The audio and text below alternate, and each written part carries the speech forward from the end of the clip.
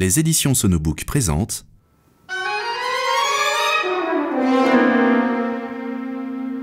en accord avec les éditions Sud-Ouest, La veuve de la rue des Remparts de Martine Lafont-Bayou, interprétée par Pierre Moquet. Chapitre 1. En cette heure calme d'après-dîner, deux jeunes hommes descendaient la rue des Remparts à Bordeaux. L'un d'eux portait une énorme malle qui paraissait peser comme une plume dans ses bras de colosse. L'autre, aussi fin qu'une lame et d'une superbe prestance, saluait de temps à autre une connaissance. Les jardins de l'archevêché étant fermés, ils contournèrent la cathédrale Saint-André et se dirigèrent vers le couvent des Minimettes par la rue Martigny. Tout à leur discussion, ils ne se souciaient guère de la petite foule qui les ralentissait. « Pose ta malle ici, François », dit soudain le plus âgé en désignant la margelle du puits des 13 apôtres. « Je ne suis pas fatigué, Timothée », s'exclama le géant.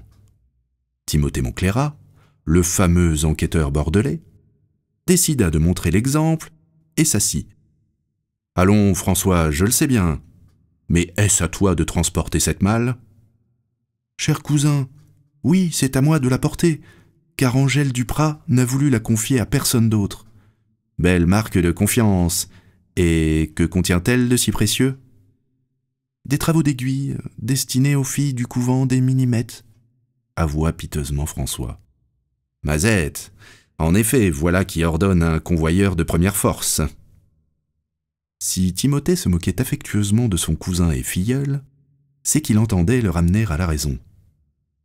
Le jeune garçon avait encore sur le visage la marque de l'enfance, comme celui qui sort du sommeil, celle de l'oreiller. Pour l'heure, il baissait la tête, conscient tout à coup d'une vérité à laquelle il n'avait pas songé. Timothée eut pitié. « Allons, livre cette caisse puisque tu t'y es engagé. Mais à l'avenir, garde ta force pour de plus flatteuses missions. » Soucieux de ménager son cousin, Timothée leva les yeux sur une maison qui ne se distinguait en rien des autres, sauf par ses combles recouverts d'ardoises. La porte d'entrée présentait toutefois les armes d'une famille et s'ouvrait sur une petite cour. « C'est là que vécut Michel Eyquem de Montaigne, » dit-il sobrement. Surpris, François leva la tête à son tour. « Sa maison n'est-elle pas à l'angle de la rue Margot ?»« Non, celle dont tu parles était habitée par Montesquieu. » « Tiens, et ce puits sur lequel nous sommes, n'est-il pas fort beau avec son bas-relief ?»« Certes, et j'aime ces 13 personnages sculptés, pourvu qu'ils soient toujours conservés. Mais ils le seront, suis-je bête, comment une ville pourrait-elle se passer de puits ? Tu as raison, ils sont aussi indispensables que les fontaines. Mais les choses ne restent pas toujours en place comme on le voudrait. Vois notre château Trompette. On le détruit pour unir la ville au faubourg. Trompette n'est qu'une caserne inutile. Les soldats seront bien mieux au fort du Ha. Je le crois aussi. Et puis, il faut des espaces où bâtir. La ville s'étend et les hôtels particuliers fleurissent partout. Certains font de bonnes affaires, remarqua François. Et d'autres non. Mais la spéculation va se poursuivre, malgré le catastrophique exemple de Mangin de Montmirail et d'Antoine Gaudran. Allons, viens, débarrassons-nous de cette malle. Nous avons l'air de portefaix, ajouta Timothée d'un ton vexé. Bien sûr, il se souciait fort peu de ce que l'on pouvait croire, mais il avait promis à sa tante, Madame Lannes, la célèbre accoucheuse, de veiller sur son fils et de l'aider à devenir un homme accompli. Il faut dire que les deux cousins s'entendaient à merveille. François mettait volontiers sa force colossale au service des enquêtes de son cousin et parrain, et Timothée, de son côté, lui confiait de plus en plus souvent de petites missions. Après avoir déposé la caisse d'Angèle Duprat au couvent, les deux jeunes gens revinrent sur leurs pas et prirent la rue Caguemule. Comme François demeurait muet, Timothée le tira de ses pensées. « Sais-tu que ce nom de Caguemule vient des écuries où l'on renferme les mules qui servent au moulin établi sur le Peug ? Les puits, les mules et les moulins sont-ils donc devenus de nouvelles passions après la chasse aux criminels ? Oh, François, te voilà fâché parce qu'une péronnelle te mène par le bout du nez. Sache qu'Angèle Duprat s'amuse à tes dépens. Je te mets en garde, voilà tout. Prends, mais ne te laisse pas prendre. C'est une personne sensible. Oui, bien sûr, c'est également ce que croyait son frère. François baissa sa bonne tête d'enfant et confia d'une voix désespérée. Je ne sais plus que faire. Elle est si changeante, elle est si belle, si délicate et parfois si cruelle. Comment doit-on être avec les femmes, Timothée? Je l'aime tant. L'amour est comme un pur sang, dont les brides se tiennent courtes, car il peut te mener bien plus loin que tu ne le voudrais. Rappelle-toi plutôt ceci. Suis-moi, je te fuis, fuis-moi, je te suis.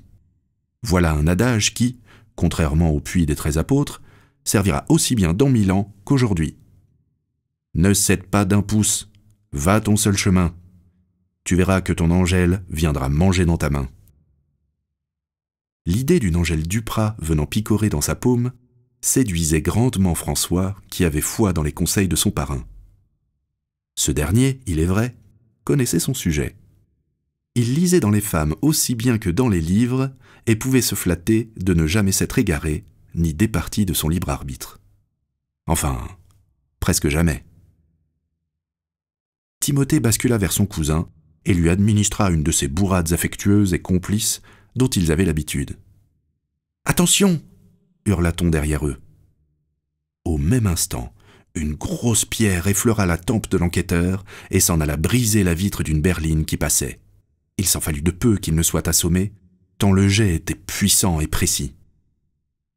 Il y eut un grand remue-ménage et des cris jaillirent de la voiture, aussi bien que de petits groupes de badauds attroupés là.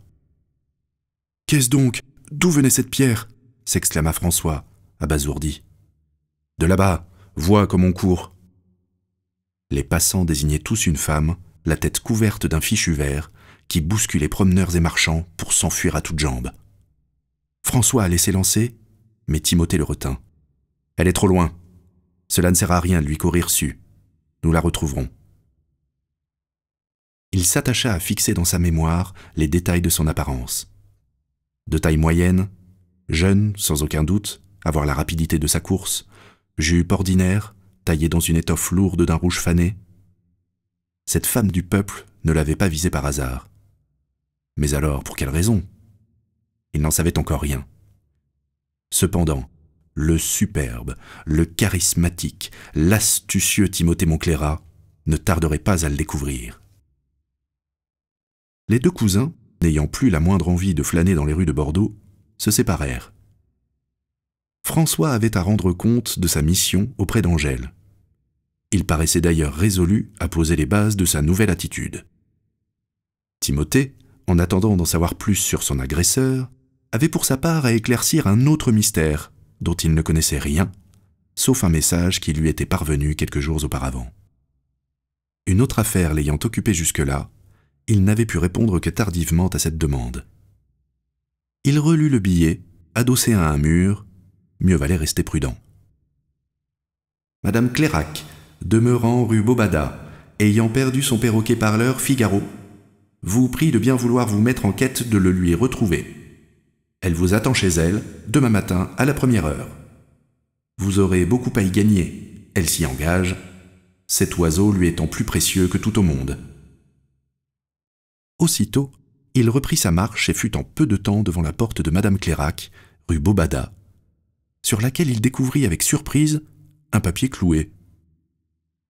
On nous trouvera désormais rue des Remparts, au 34. Sans se départir de sa bonne humeur, il rebroussa chemin et se présenta à cette nouvelle adresse, gare éloignée, tandis que sonnaient 3 heures au clocher de la cathédrale Saint-André. Il aimait déambuler dans cette ville bourdonnante, animée du matin au soir, où la misère la plus sordide côtoyait le faste le plus ostentatoire.